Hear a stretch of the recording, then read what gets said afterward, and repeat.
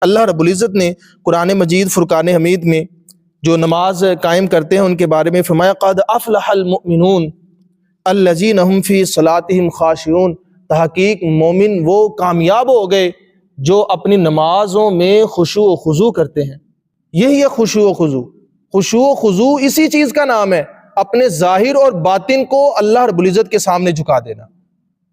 اور پھر فرمایا والذین هم علی صلواتهم یحافظون، اور وہ جو اپنی نمازوں کی حفاظت کرتے ہیں، اولئک هم الوارثون، یہی لوگ ہیں وارث۔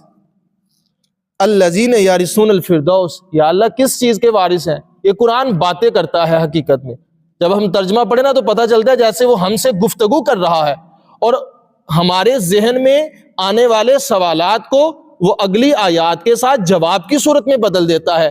سوال ادھر یہ پیدا ہوتا ہے اولئک هم الوارثون، یہی لوگ وارث ہیں۔ یا اللہ کس چیز کے وارث ہیں؟ الذین یرثون الفردوس، یہ وہ لوگ ہیں جو فردوس کے وارث ہیں۔